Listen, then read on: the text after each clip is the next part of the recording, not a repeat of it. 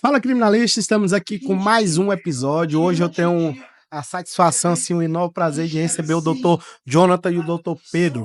E o doutor Joaquim, que é meu chaveirinho de estimação. Estamos aqui de novo. Então, estamos aqui. E, primeiramente, antes de começar esse episódio, eu quero fazer um convite especial. Que o nosso próximo encontro é dia 24 e dia 25, lá no auditório da OAB, que é o segundo EPAC. Tudo que a gente viu aqui nesse evento, a gente vai reproduzir lá novamente. Você que perdeu este evento, Imersão em Prova Digital, terá a oportunidade de receber esse conhecimento riquíssimo que hoje foi explanado. Inclusive, uma recomendação para os advogados ouvintes, né, de participar dessa comunidade, que o carro-chefe vem sendo o direito digital. Tanto é que a própria proposta em si já é uma grande inovação tecnológica, não é? E para mim tem sido assim espetacular, realmente esse nível de imersão, a quantidade de conhecimento, a capacidade dos profissionais que foi trazida aqui tem sido fantástico e uma experiência incrível. E falar em Criminal Play, eu quero fazer um convite especial para você. O Jonathan já é membro da comunidade. Eu quero fazer um convite para o Dr. Pedro. Usa lá meu cupom, tem um desconto especial na sua inscrição, para que você possa se deparar com o mundo Criminal Play, que lá é um mundo de conhecimento. Lá nós temos desde aula ao vivo, toda quarta-feira, mas tem material lá sobre apelação, sobre habeas corpus, sobre recurso especial, com as maiores autoridades. Auri Lopes Júnior, Alexandre Moraes da Rosa, Rodrigo Falco, Gabriel Bulhões, Denis Sampaio.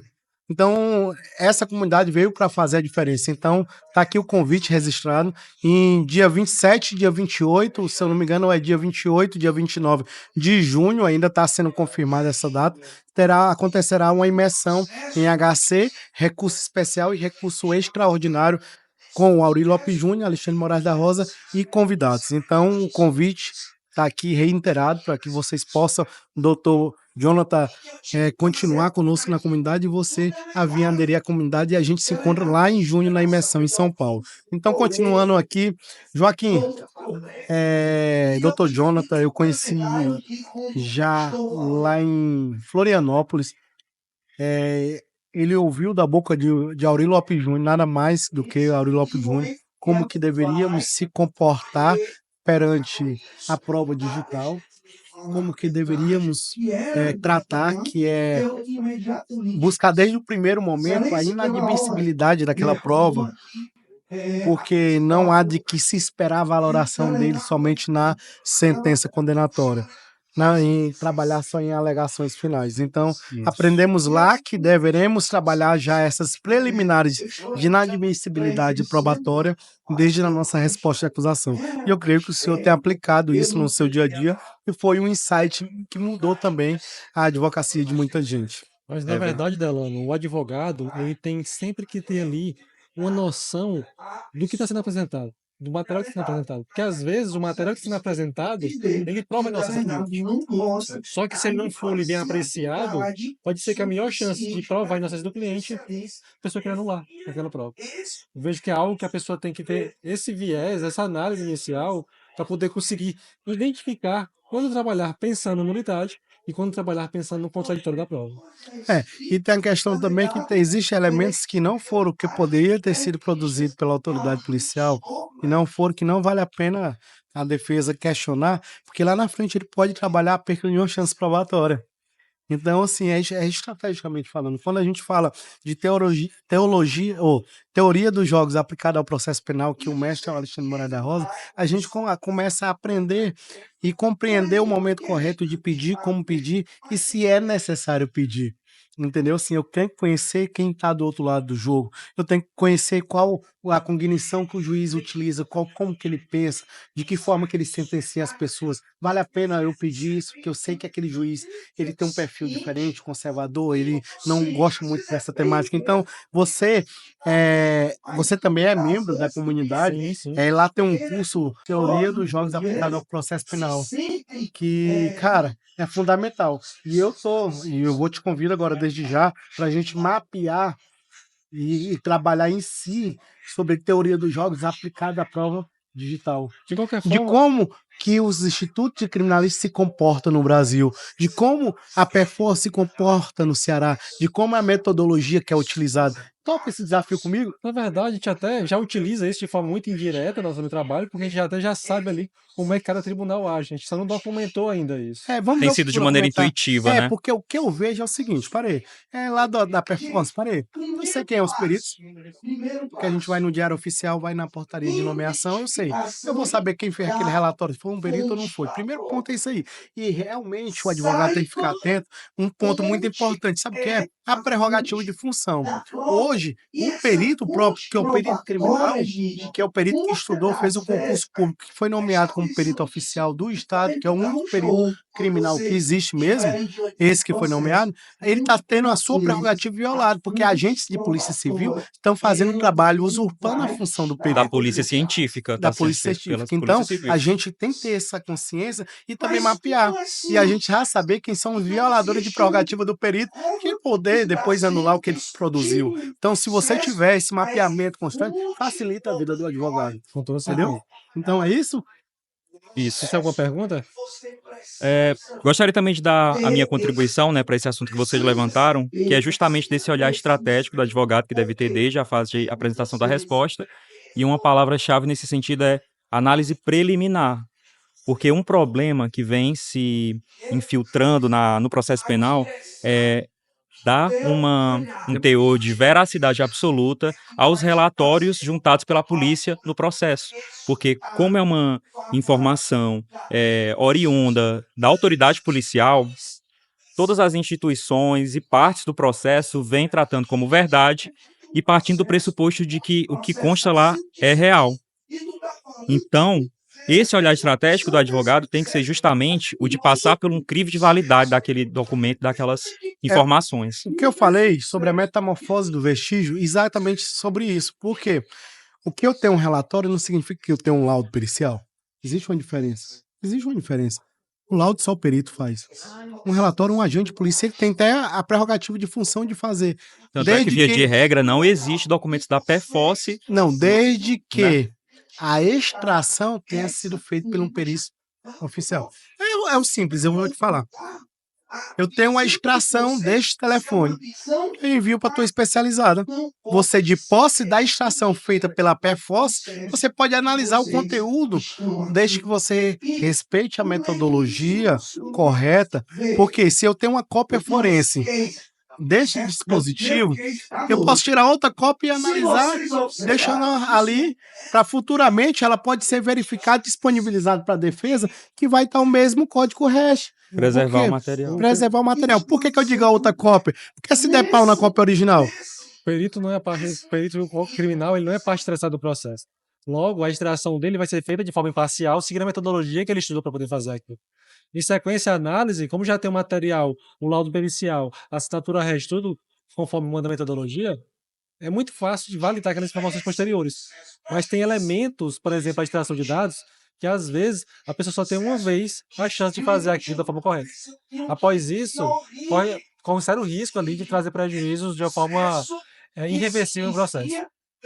Muito importante também essa questão da integralidade da prova, da extração de dados ficar guardado, porque assim, os agentes de polícia eles podem ter a interpretação sobre os dados, não apresentarem todos os dados, mas quando o material for disponibilizado para a defesa vai lá e frisa dados que os agentes policiais não frisaram, né? Por exemplo, lá nos dados do celular que foi extraído, pode ter algum álibi que pode até absorver o cliente também, né? Eu costumo dizer que é o contexto da situação. Se eu tenho, lá no Piauí teve um caso que o cara caiu numa interceptação telefônica. Porque ele estava falando com alguém alto e o cara ligou e falou para ele assim, eu preciso de uma carrada daquelas pedras. Uhum.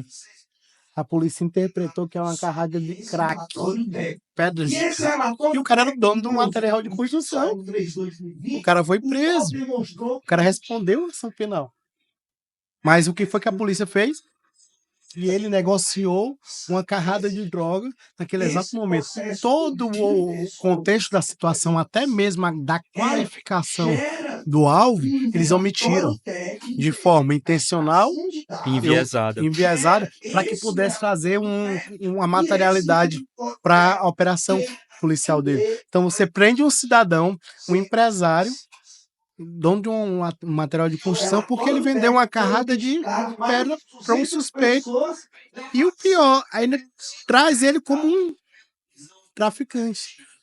Quando a gente fala de integralidade dos dados, é muito importante ter acesso a isso, porque, olha só, se for uma visão de túnel, uma análise parcial ali das informações, eu poderia, por exemplo, mandar uma mensagem pro rapaz aqui e dizer, ó, eu vou dizer pro fulano que eu vou matar Cicrano.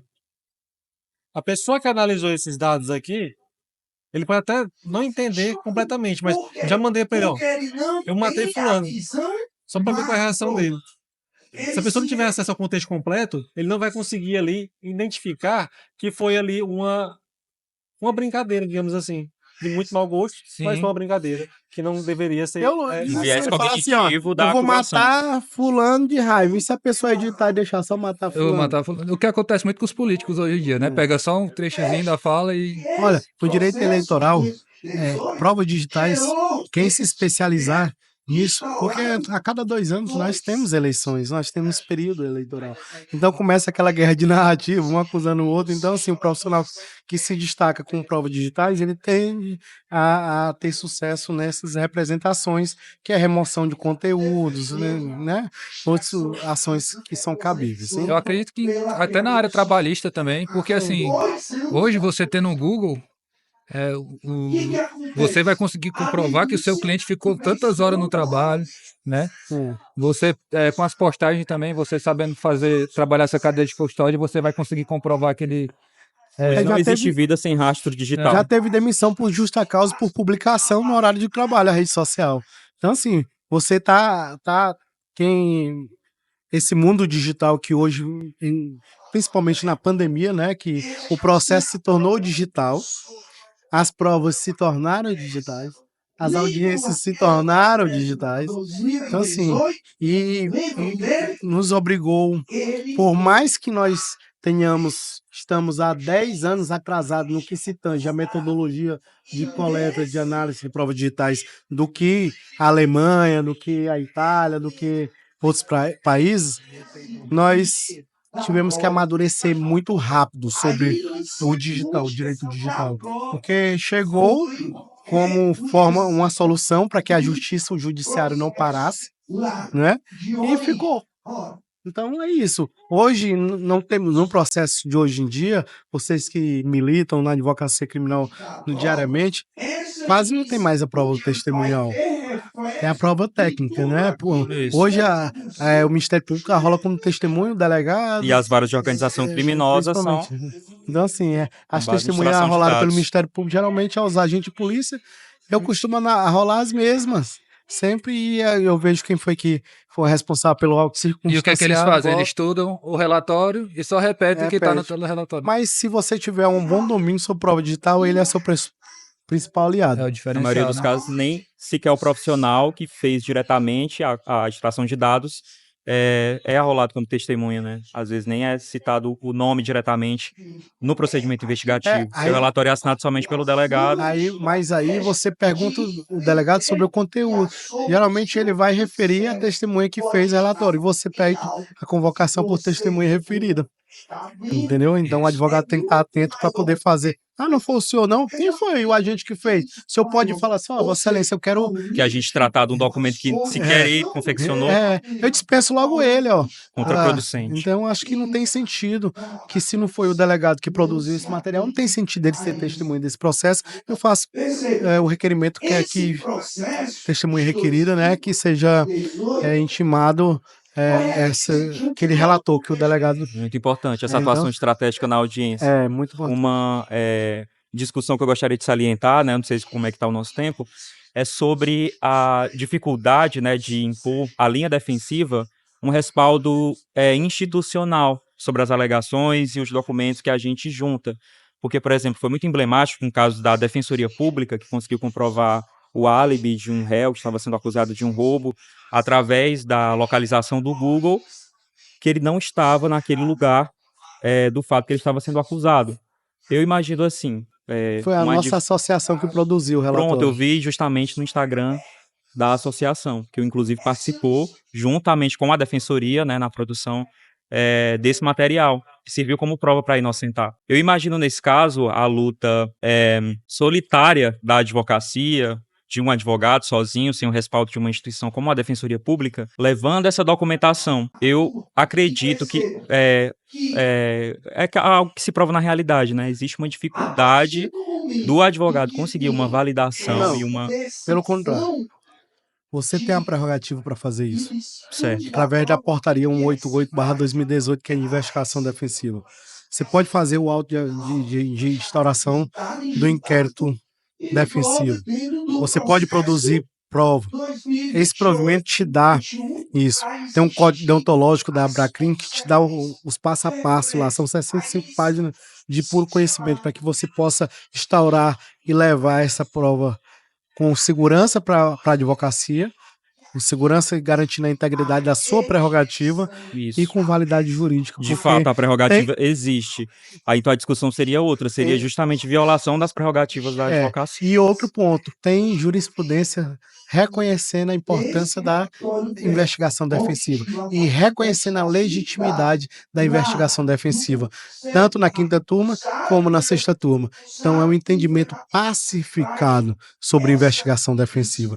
Então nós estamos amparados, mesmo que de forma ainda mínima, porque foi encaminhado para a Câmara dos Deputados um projeto de lei que traz a investigação defensiva incluída no nosso rol de prerrogativas, entendeu? Para que a gente possa ter isso e ter como prerrogativa de função da advocacia. Entendeu? E mais uma vez, salientar, por isso que é importante o advogado entender de provas digitais, entender da cadeia de custódia, porque não Para só... a gente produzir cada vez mais esses... Não só para impugnar, né? processos. Não só para impugnar o que foi produzido pela acusação, Olha, mas tem também uma para contraprova. E o tão defender o que a gente faz. E o tão interessante, dentro desse auto de investigação defensiva, você pode contratar um perito. Dentro do perito, você faz a ordem de serviço para o perito, descrevendo todos os passos que o perito está, trazendo informações sobre o currículo do perito e dizendo até onde ele pode ir com a investigação defensiva. Quando retorna isso, você analisa esse documento, vê o que é útil para a defesa. Eu só posso apresentar o que é útil para a defesa. Eu tenho a minha prerrogativa, que é o sigilo funcional da advocacia. Então, se tem algo que é prejudicial, essa portaria nos garante o sigilo. Então, assim, cheguei numa conclusão. Não é legal estratégico apresentar isso, porque pode complicar meu... Eu não sou obrigado a juntar no processo. Entendeu? Eu não sou obrigado a juntar. A nossa prerrogativa, o código, a portaria, não a resolução provimento 188/2018 nos traz essa segurança. Então, Quando a gente trata de provas do Google, inclusive hoje vai ficar cada vez mais difícil o advogado conseguir utilizar isso de uma forma rápida. Por quê?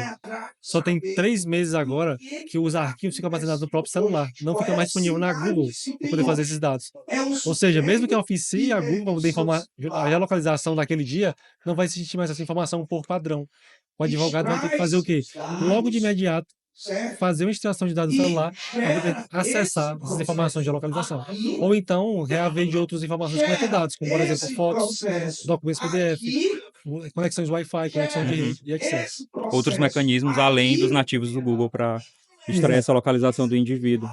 É muito importante e é sobremaneira crucial aqui, principalmente no cenário regional, a gente difundir esse conhecimento na advocacia privada para que cada vez mais os advogados produzam auto-investigação defensiva, que infelizmente é algo que a gente não costuma ver nos processos aqui no estado. Do estado do Ceará. Eu acredito que a questão é porque é algo novo. Isso. Quando você trata assim, por mais que seja desde 2018, mas por que veio à tona agora? Porque agora existe a necessidade. Chegou a situação que a gente precisa mudar. Imagina só, você tá no seu celular que você não estava lá no local que você é acusado de estar. E responder não pelo usar crime. Ser preso injustamente. O peso de uma prisão, de responder uma ação penal. Então, assim... Ainda que seja por um dia, né? Nem que seja por um minuto. Nem que esteja um mandato de Só expediente de constrangimento. prisão que não seja nem cumprido, mas teve um mandato no Banco Nacional E, mano, isso é um constrangimento gigantesco. No caso desse empresário, deixou de produzir. A reputação. E A na rádio reputação. fofoca. Isso. Numa cidade pequena que ainda é o comentário da cidade. Epa, A eu notícia é que sabia foi tinha ele que alguma fez. coisa errada. Eu Teve um sabia. caso recente agora, Enriqueceu, ó, tá aí, ó, enriqueceu. Teve um caso recente agora, por causa do Piauí, dos caju. Dos caju, pronto. Isso. Lembra? Lá da mulher envenenada, teve sua casa destruída, teve tudo. Então, assim, a gente tem que parar também com essa cultura de normalizar a prisão preventiva. É um ponto para ser debatido. É. Se eu tenho a oportunidade de realizar uma busca e apreensão para colher documentos, aparelho celular, qual a utilidade da prisão preventiva? Isso prejudica ainda mais a investigação, porque em vez dele ter um tempo maior para concluir o inquérito, ele vai ficar resumido porque tem réu preso. Se ele for usar de estratégia, ele vai trabalhar 12 por 48 sem descanso, porque ele tem 10 dias para concluir o inquérito policial. E aí, vale a pena para a autoridade policial, porque ela perde o prazo, ela tem vários prejuízos durante essa. Então, que pode causar até a liberdade daquela pessoa que talvez possa ser um criminoso. Eu não estou aqui questionando se o fato aconteceu, se o fato não aconteceu, se a pessoa é culpada ou inocente. Estou falando, questionando o procedimento que tem sido adotado pela autoridade policial e pelo Poder Judiciário. Então, assim, em vez de pedir uma prisão, pede só busca apreensão, que seja ainda pede uma temporária, mas que não traga um prejuízo, porque a liberdade, para mim, é a regra. Uma medida cautelar, né? E Uma quando se medida trata cautelar de diversa prisão, e quando É. se trata de prisão, as coisas não podem ser feitas de qualquer qualquer maneira, né? jeito. Porque a forma é a garantia. É a forma garantir a lei. Então é isso. Quero agradecer a participação Doutor, do só doutor mais uma pergunta. Já que vocês atuam muito juntos, eu gostaria que vocês falassem um caso emblemático que vocês atuaram junto que deu muito certo utilizando esses.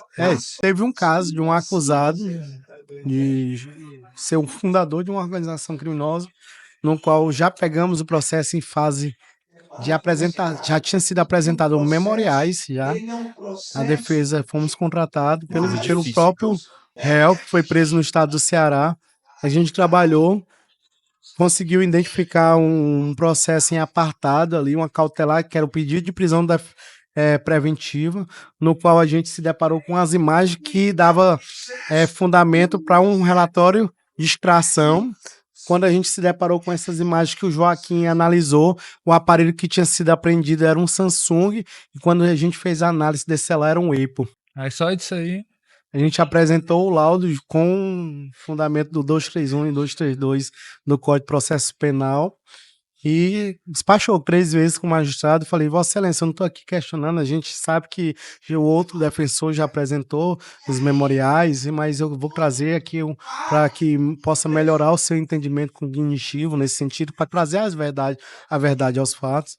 Não tem a cópia forense juntado, o que nós temos é prints do WhatsApp, que a nossa análise, através do perito, do assistente técnico que a defesa contratou, mesmo que às vezes Vossa Excelência possa entender que foi precluso já, mas eu acho que a questão de nulidade processual ela pode ser arguida em qualquer momento e deve ser levada em consideração, mas só para o efeito para que o senhor possa analisar com carinho e ler esse parecer técnico e a minha manifestação, para que o senhor possa pesar com justiça a sua balança. E ele aproveitou uma tese de defesa de um outro, que não era o advogado do meu cliente, que falava em ficha expeditio e pescaria probatória, absolveu todos utilizando uma tese que tinha sido arguida por outra defesa. Então, o último despacho que eu tive com ele foi na sexta-feira. Ele falou, doutor, na segunda-feira o senhor dá uma olhadinha no final do dia no que vai estar uma decisão lá. A gente está analisando com carinho, com respeito a ambas as partes, e a gente vai valorar da forma correta o que achar cabível.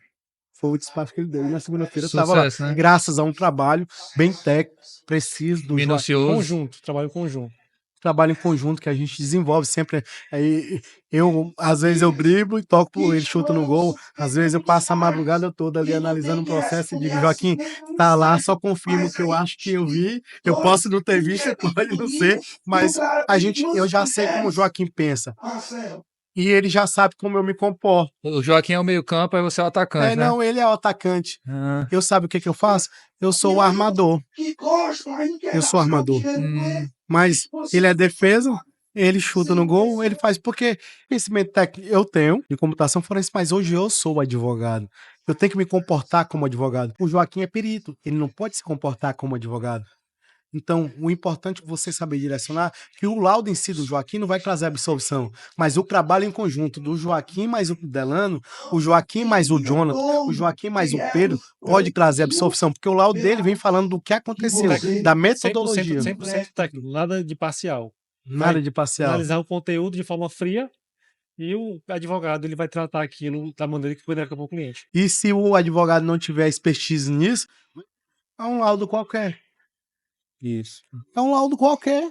Então, o Joaquim, quando já vende a perícia, já vende a tese defensiva. É. Não é, Joaquim? Sempre nas propostas dele, fala assim: olha, eu tenho uma tese defensiva, eu tenho um advogado especialista nesse ponto que te entrega pronto. Eu trabalho em parceria com o advogado que eu já entrego pronto. Doutor, me mande seu timbrado. Então, toda a tese de cadeia de custódia de provas digitais, baseado no parecer técnico do Joaquim, eu já te entrego pronto. Tu só vai chutar pro gol. Então, nós somos a dupla de atacantes ou de meio de campo que vai chutar para os doutores. Vai tocar para vocês finalizar o jogo de vocês, a vitória e trazer o título para o escritório.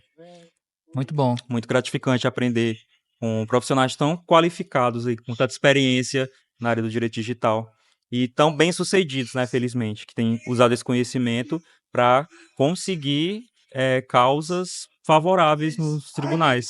Temos. Ó, Que existe uma dificuldade, né, de resistência dos julgadores. Bastante em acatar. interessante.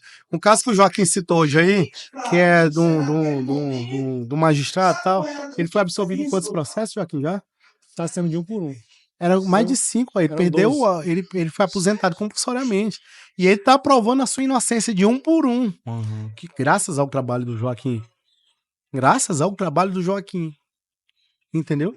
Então, assim, eu cheguei agora no time para auxiliar, mas o processo tudo já tinha corrido a fase de interpor manifestação ali e tudo. Já tinham verificado as nulidades. E aí o Joaquim, não tinha passado, ele foi condenado em vários processos. Estamos reabrindo os processos que ele vai, no final das contas, com fé em Deus e com o trabalho técnico do Joaquim, ele vai ser reempossado do seu cargo de novo, ter a sua dignidade restaurada. Olha que De 5 gratificante, né? processos para reintegração.